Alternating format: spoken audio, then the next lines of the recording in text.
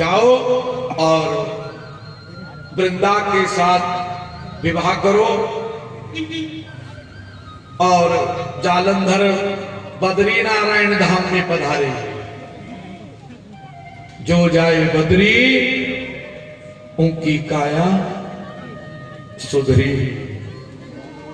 बद्री नारायण धाम जहां नर नारायण भगवान निवास करते हैं।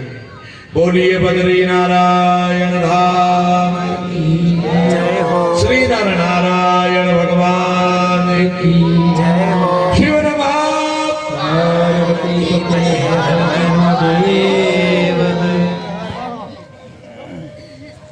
सूत जी महाराज कहते हैं, हे सौनकादिक मुनियों, दानवराज शंखचूड़ ने तुलसी के साथ विवाह किया। गंधर्व विवाह संपन्न हुआ। भगवान ब्रह्मा ने तुलसी को कहा कि तुलसी, ये जालंधर कोई और नहीं है, ये स्वयं भगवान कृष्ण का सखा है।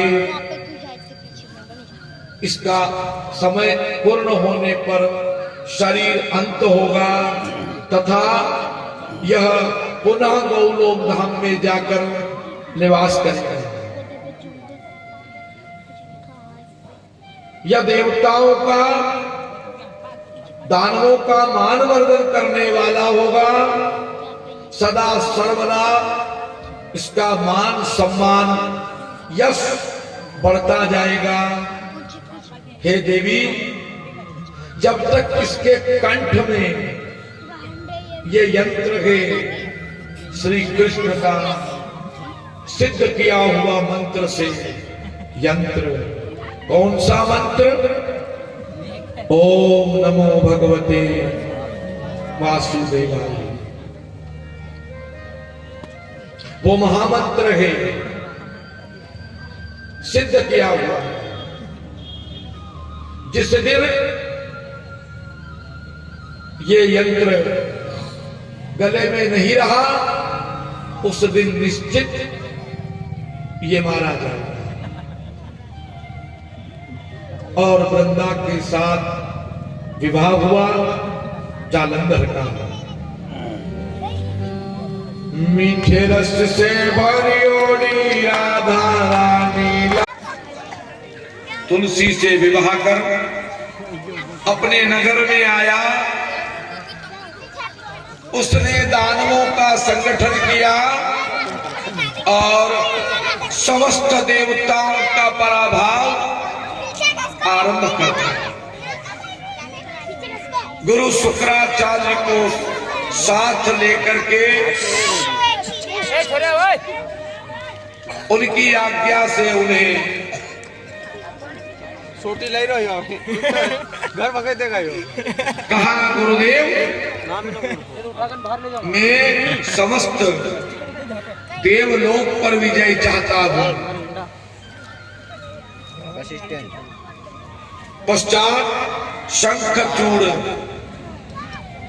ने गुरु की आज्ञा से, शुक्राचार्य की आज्ञा से समस्त लोकों को जीतने के लिए अपना अभियान आरंभ किया। समस्त लोकों में विजय प्राप्त कर ली। देवलोक के सिंहासन पर बैठकर स्वयं देवलोक का सुख भोगने लगा। इंद्र बन करके स्वयं उस सिंहासन पर बैठा और देवलोक में इंद्र बन करके शासन करने लगा। कुबेर, सोम, सूर्य, अग्नि, यम, वायु आदि देवताओं के अधिकार हनन कर लिए और महान बल पराक्रम से संपन्न शंखचूड़ समस्त असुर, दानव, राक्षस, गंधर्व नाग, किन्नर, मनुष्य, त्रिलोकी के अनन्य प्राणियों पर एक छत्र राज्य था उसका। महाराज जालंधर, जहां देखो जिधर सुनो जालंधर के विजय की गाथा लिखी जा रही है। जालंधर की जय जयकार होने लगी चारों ओर। इधर देवता, ब्राह्मण, साधु, संत दुखी हो गए। भगवान वैकुंठाधिपति की शरण में आए। कहा, हे प्रभु, इस असुर ने तो अति कर दी। भगवान नारायण कहने लगे, देवताओं, इसे मारना बहुत मुश्किल है, क्योंकि इसने जिस नाम को सिद्ध किया, कृष्ण नाम, वो मंत्र, उसको सिद्ध करके इसने वरदान पाया जी। परंतु कोई न कोई युक्ति अवश्य निकाली जाएगी जिससे देवताओं का दुख दूर हो।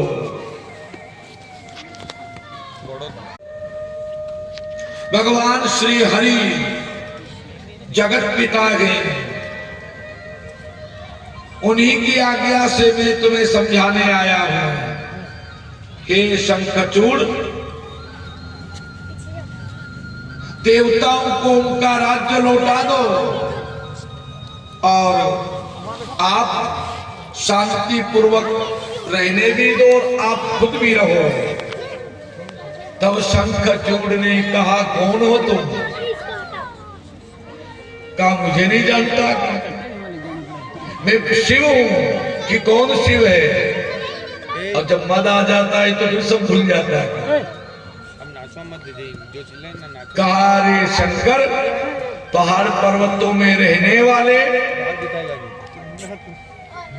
अभी तो मेरे को वैकुंठ पर, शिवलोक पर, ब्रह्मलोक पर भी अधिकार जमाना है।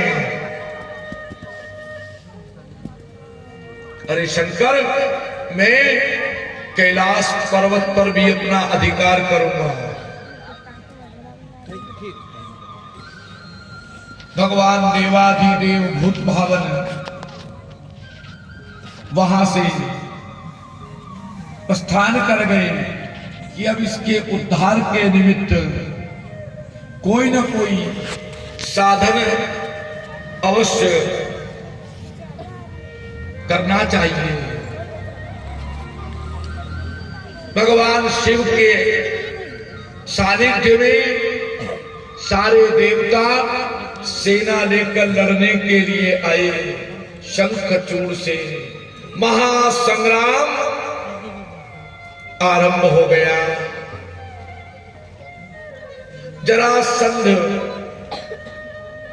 जैसे अजर अमर था, वैसे ही जालंधर पर कोई न कोई तो मरने का कहीं न कहीं कोई रास्ता होगा। जालंधर के अपने सेवक लड़ रहे हैं।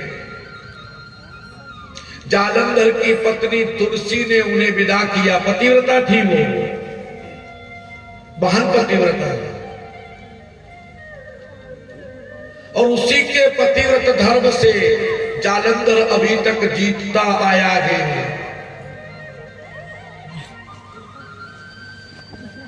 वृंदा ने रोका, प्रयास किया, कहा उनसे बैर मत करो।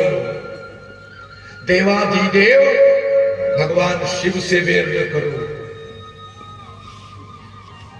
जालंधर ने कहा, भगवान, अरे कौन शंकर, कौन शिव? मैं त्रिलोकाधिपति जालंधर हूं और लड़ने के लिए समर भूमि में आया। इधर भगवान नारायण ने महादेव से कहा, हे देवाधिदेव, अब छल से काम लेना पड़ेगा, क्योंकि बल तो काम आ नहीं रहा है, बल से काम होगा नहीं, इसलिए छल से काम करना होगा। और भगवान श्री हरि, भगवान नारायण जालंधर के महल में आए। उधर जालंधर युद्ध कर रहा है, जालंधर का रूप धर करके भगवान पधारे हैं।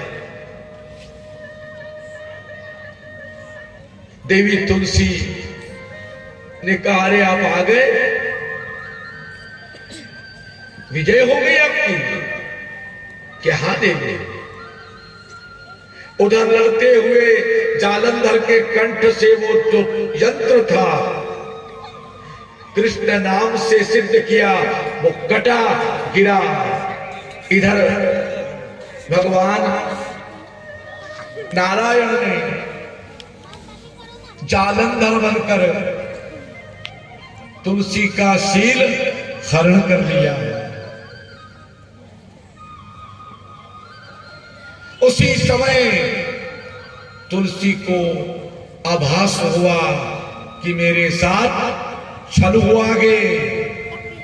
इधर तुलसी का शील हरण हुआ और उधर महादेव शिव ने अपने त्रिशूल से जालंधर का मस्तक काट दिया, वध कर दिया।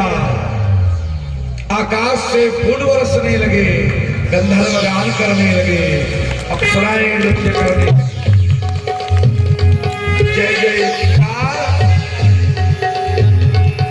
होने लगी।